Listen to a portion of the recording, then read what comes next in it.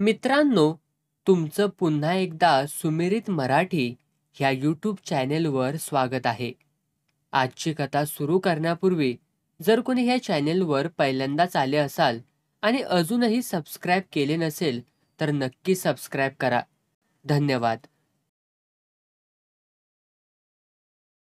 हाय gorgeous, looking hot.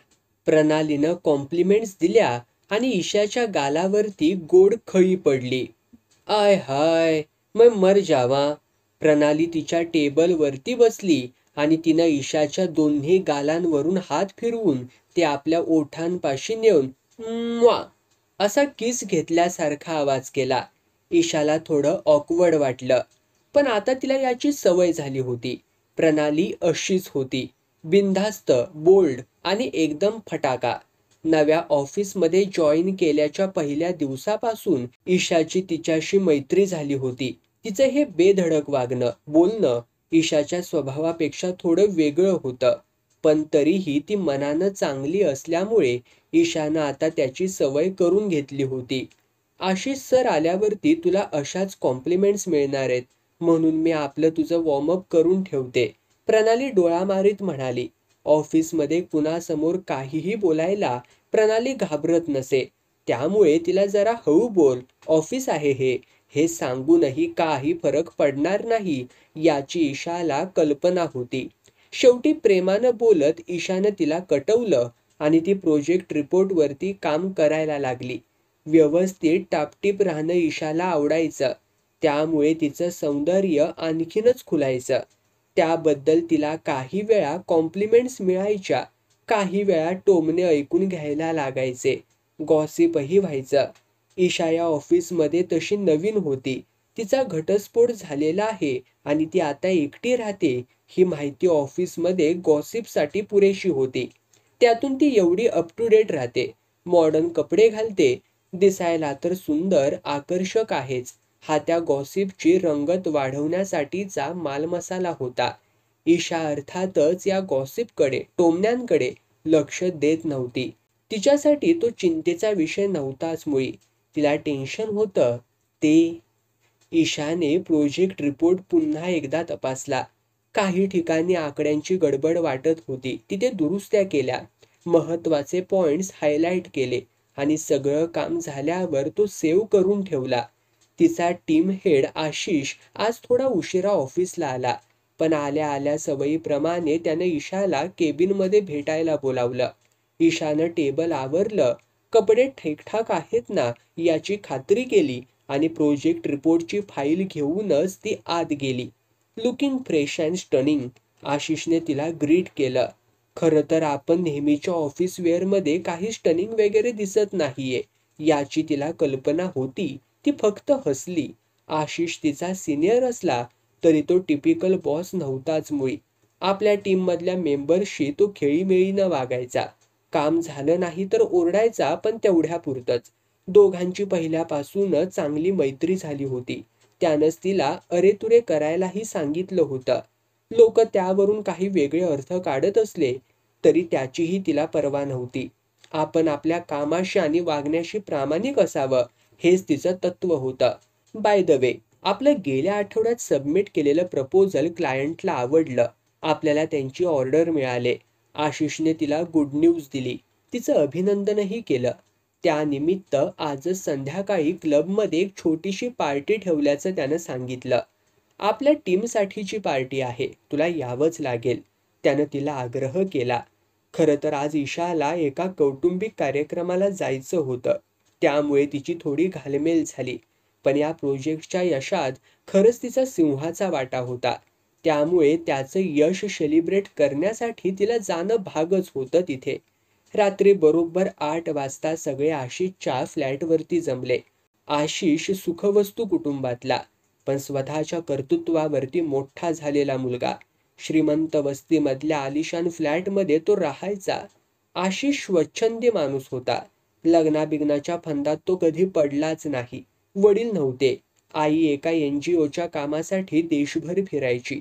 आजही ती बाहेर गेली होती, त्यामुळे आशिषच्या टेरेस कम बाल्कनीमध्ये सगळ्यांना मनसोक्त पार्टी करता येणार होती. कुणाला काय हवंय त्यांनी ते घ्या, फील फ्री अँड एन्जॉय त्यानं सुरुवातीलाच जाहीर करून टाकलं आणि मंडळी आणखीनच सैलावली. सगळ्यांनी पार्टीत मस्त धमाल करायला सुरुवात केली. ईशा, पार्टी झाल्यावर मी तुला घरी ड्रॉप करेन असं आशिषने तिला आधीच सांगून टाकलं. ईशानेही त्यासाठी होकार दिला. ऑफिसमधलं गॉसिप, फिल्म्स, म्युझिक, क्रिसमसला प्लॅन केलेली गोवा ट्रिप, सगळ्या विषयांवरती भरपूर गप्पा, दंगा झाला. रात्र वाढत चालली तशी काही मंडळी हळूहळू आपापल्या घरी निघायला लागली. ईशालाही जायचं होतं, पण आशिष तिला सोडणार असल्यामुळे तिचा नाईलाज झाला. लेट्स डान्स, आशिष तिच्याजवळ येत म्हणाला. आता टीममधले 1-2च मेंबर्स तिथे उरले होते. ईशा दिवसभराच्या कामाने दमली होती. आता डान्स करायची तिची मुळी इच्छाच नव्हती. पण आशिष एकदम उत्साहात होता. तिला नकार देणं कठीण गेलं. आशिषने अलेक्साला टेलर स्विफ्टचं लव्हर लावायला सांगितलं. टेलर स्विफ्टची सगळीच गाणी ईशाची फेवरेट होती. त्यातून लव्हर तर... ईशाचा सगळा थकवा पळून गेला. तिचा चेहरा उजळला. आशिषनं तिच्याजवळ येऊन तिच्या खांद्यांवरती आपला एक हात ठेवला. दुसरा हात तिच्या कमरेवरती ठेवला आणि तो डान्स करू लागला. Can I go where you go? Can we always be this close for and ever? You are my my my lover. Taylor स्विफ्टच्या आवाजातली, शब्दांमधली जादू सगळ्या वातावरणाला आणखीनच धुंद करून गेली. ईशा तिची गाणी ऐकताना नेहमीच हरवून जायची. आत्ताही तिला तसंच झालं. तिला तिचे आणि संवेदचे लग्नाआधीचे दिवस आठवले. असंच भरभरून मनसोक्त प्रेम केलं होतं त्यांनी एकमेकांवर. आयुष्यभर आपण कधीच एकमेकांपासून वेगळे होणार नाही याची तिला खात्री होती. पण लग्नानंतर पहिल्या 2-3 वर्षातच त्यांचे खटके उडायला लागले आणि 6 वर्ष पूर्ण होतात न होतात तोवर प्रकरण डिवोर्सपर्यंत येऊन पोहोचलं. ईशा एकदम त्या आठवणींमधून भानावरती आली. ती तिच्या कमरेपाशी तिला जाणवलेल्या वेगळ्या स्पर्शाने. आशिषने तिच्या कमरेवरती डान्स आधी अलगद ठेवलेल्या हाताची पकड आता जरा घट्ट केली होती. तिला स्वतःच्या थोडं जास्त जवळ ओढून घेण्याचा त्याचा प्रयत्न दिसत होता. एक क्षण तीही त्या धुंदीत वातावरणामध्ये हरवून गेली होती. आशिषच्या पहिल्या पुढाकाराला तिने विरोधही केला नाही. आशिषलाही ते छान वाटलं. तसंही त्याच्या बोलण्यातून, त्याच्या नजरेतून तिला आत्तापर्यंत सगळं कळत होतंच. तो कधी कधी मर्यादेपलीकडेही तिचं कौतुक करतो, तिच्याशी फ्लर्टही करतो याचीही तिला कल्पना होती. प्रणाली तर अधूनमधून तिला त्याच्यावरून चिडवतही होती. पण तरीही ऑफिसमधला कलीग, सिनियर म्हणून ईशानं त्याचा मान ठेवला होता. तोही तिला खटकेल, चुकीचं वाटेल असं कधी काही बोलला नव्हता. तिनं आक्षेप घ्यावा असं कधी वागला नव्हता. त्याच्या मर्यादेतल्या फ्लर्टिंगला तीही खळखळून हसत होती. कधी त्याचीही चेष्टा करत दाद देत असे. तो धोकादायक नाही याची तिला कल्पना होती. म्हणून तर आज त्याच्या घरी पार्टीला बोलावल्यावरती ती बिनधास्त आली होती. त्यानं थांबायला सांगितल्यावरती थांबली होती. तो आपला गैरफायदा घेणार नाही याची तिला पूर्ण खात्री होती. आत्ता या क्षणी मात्र त्याचं भान सुटतंय की काय असं तिला वाटलं. तिच्या कमरेवरती घट्ट होणारा त्याचा हात तिनं अलगद काढून घेतला. त्याच्यापासून ती थोडी मागे सरकली. चल निघूया, उशीर होतोय, तिनं त्याला आठवण करून दिली. मागे राहिलेले 2 सहकारीही मधल्या काळात निरोप घेऊन घरी निघून गेल्याचं तिच्या लक्षात आलं होतं.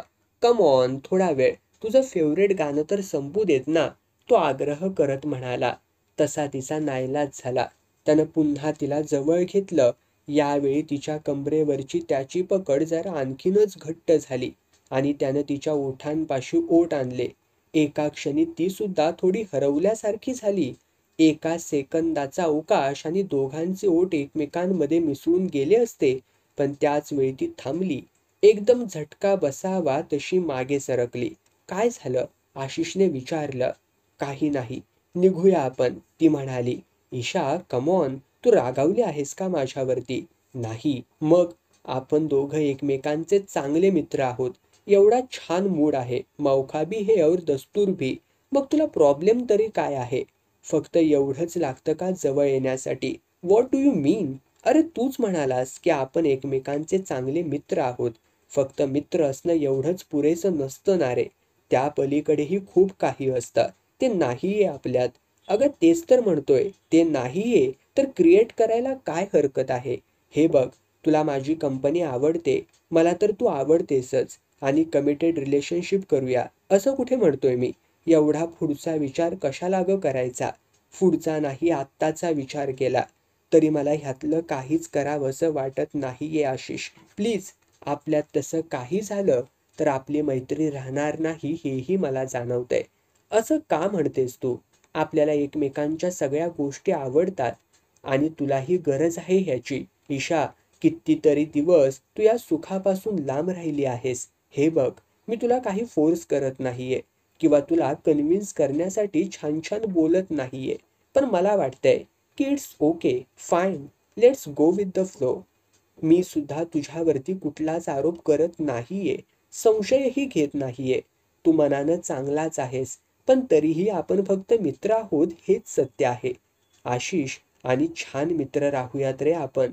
तू सगळ्यांबरोबर मला रोज कॉम्प्लिमेंट्स देतोस, कधी कधी सॉफ्टली फ्लर्टही करतोस, त्याबद्दल मी कधीच काही ऑब्जेक्शन घेतलं नाहीये.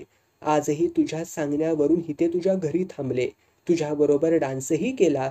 तुझं वागणं मैत्रीच्या पलीकडचं आहे हे मलाही कळतच होतं. पण या नात्याच्या मर्यादा मलाही माहीत आहेत. तू चांगला मित्र आहेस, पण म्हणून त्या पलीकडे आपल्यात काही निर्माण होणार नाही. तू तसा प्रयत्नही करू नकोस. ईशा बराच वेळ बोलत राहिली. आशिष थोडासा दुखावला होता, पण त्यानं तिला बोलू दिलं. शांतपणे तिचं ऐकून घेतलं. मला पटत नसलं तरी मी तुझं म्हणणं समजू शकतो. पण पण मग तुझं काय? माझं काय? तू स्वतःचा विचार केलायस? तूही एकटी राहतेस, तुझ्याही काही गरजा असतीलच की. तुलाही प्रेम, पुरुषाचा स्पर्श, हे समाधान हवं असेलच की. प्रत्येकालाच हवं असतं ते. तू काही वेगळी नाहीस. तू सुद्धा स्त्री आहेस. मला ते नकोय असं मी म्हणतच नाहीये. पण आपल्या नात्यात मला तिथपर्यंत जायचंच नाहीये, एवढंच. तू मित्र म्हणून चांगलाच आहेस की, पण त्या पलीकडे आपल्यात काही नातं मला तरी दिसत नाहीये. आता मात्र आशिष थोडा अस्वस्थ झाला. ठीक आहे, नातं वगैरे आपण बाजूला ठेवू. आपण मित्रच आहोत असं म्हणून. फ्रेंड्स विथ बेनिफिट्स तसं म्हणू हवं तर. म्हणजे ज्या मैत्रीच्या नात्यात हाही एक भाग असू शकतो. अर्थात ती काही अट नाही, कमिटेड रिलेशनशिपही नाही. हे तरी पटू शकतं ना गं तुला? मला आत्ता काहीच पटत नाहीये. आशिष, मला आता फक्त घरी जावंसं वाटतंय. मी निघू का? तुम्ही स्त्रियांना स्वतःला कडी कुलूप लावून आपले दरवाजे बंद करून घेता. कधी कधी तर त्या कुलपाची किल्ली स्वतःच कुठेतरी लांब फेकूनही देता. समोरचा बसतो धडका मारीत, मग कधीतरी तुम्हालाच त्याच्यासाठी दार उघडावंसं वाटलं तरी तुमच्याकडेच ती किल्ली नसते आणि मग वेळ निघून गेलेला असतो. आशिषच्या आवाजात आता अस्वस्थता आणि काहीशा फ्रस्ट्रेशनचीही भर पडली होती. हे तुझं फ्रस्ट्रेशन बोलतंय आशिष. मला माहितीये तुला जास्त झाली आहे. तुला माझ्याकडून वेगळ्या अपेक्षा आहेत आणि त्याचबरोबर मला हेही माहिती आहे की तू माझ्याशी जबरदस्तीनं काही वागणार नाहीस, मला त्रास देणार नाहीस. हे कळतंय ना? तरीही मी का नकोय तुला? प्रत्येक काला काही कारण नसतं ना आशिष. आपल्या दोघांची चांगली मैत्री आहे, तेवढी माझी दुसऱ्या कुणाशीच नाही. असं का? आहे ह्याला काही उत्तर? नाही ना? मग तसंच आहे. आपण छान मित्र आहोत आणि त्या पलीकडे आपल्यात काही घडलं तर आपली मैत्री तशीच राहील असं मला वाटत नाही. आणि तुझ्यासारखा मित्र मला गमवायचा नाहीये, ती म्हणाली आणि बाहेरच्या दाराच्या दिशेनं निघाली. आशिष काही क्षण मात्र तसा सुन्न होऊन तिच्याकडे बघत राहिला. मग ठरल्याप्रमाणे तिला सोडण्यासाठी तिच्या मागोमाग बाहेर गेला. दुसऱ्या दिवशी ऑफिसला जाताना तो कालचा सगळा प्रकार आठवत होता. तिनं त्याला जे ऐकवलं ते आठवून आणखीन अस्वस्थ होत होता. आज ईशाच्या समोर कसं जायचं असा प्रश्नच त्याला पडला होता. ईशा कदाचित आज येणारच नाही असंही त्याला वाटत होतं. ऑफिसच्या लॉबीमध्येच ती त्याला दिसली, पण आज नेहमीप्रमाणे त्याने तिच्यासाठी लिफ्ट थांबवली नाही. तो थेट ऑफिसमध्ये जाऊन आपल्या केबिनमध्ये जाऊन बसला. रोजच्या सारखं त्यानं तिला दिवसभराच्या कामाचं डिस्कशन करायला बोलावलं नाही. टीमची मीटिंग घ्यायचंही तो टाळत राहिला. ईशा नॉर्मल असल्याचं दाखवत होती, पण तिचंही त्याच्या वागण्या बोलण्यावरती लक्ष होतंच. आशिषमधला बदल तिला अस्वस्थ करीत होता आणि संध्याकाळी निघायच्या आधी तिच्या इनबॉक्समध्ये एक ईमेल येऊन पडला. ऑफिसमधल्या काही जबाबदाऱ्यांची अदलाबदल करण्यात आली होती आणि त्यानुसार ईशाला दुसऱ्या प्रोजेक्टमध्ये घेतलं गेलं होतं. आता ती आशिषच्या टीममध्ये नसणार होती. हे कशामुळे घडलंय याची तिला कल्पना होती. त्यानं हे रागातून केलं नसणार याचीही तिला जाणीव होती. Anything wrong between you and Ashish sir? प्रणालीनं ईशाला न राहून विचारलंच. ईशानं अर्थातच काही सांगितलं नाही, पण न सांगताही प्रणाली खूप काही समजून गेली. आशिषचा आता ईशाशी रोजचा संबंध येत नव्हता, त्यामुळे बोलण्याचा तर प्रश्नच नव्हता. तरीही ऑफिस एकच असल्यामुळे कधी पार्किंगमध्ये, कधी लिफ्टमध्ये, लॉबीत, एखाद्या कॉमन मीटिंगमध्ये दोघांची भेट व्हायचीच. चुकून नजरानजरही व्हायची. त्याची घालमेल तिला जाणवायची. त्याच्याशी बोलावं, त्यानं आपलं मन मोकळं करावं, अशी मैत्री तोडून टाकू नये असं तिला खूप वाटायचं. पण तसं बोलायची संधी तो देतच नव्हता. हल्ली मीटिंगमध्ये कधी प्रसंग आलाच तर तो तिच्याशी शेकहँडही करत नव्हता. पूर्वीचा आशिष आता खूप बदलून गेला होता आणि त्याच्यातला हा बदल एक मैत्रीण म्हणून ईशाला अस्वस्थ करीत होता.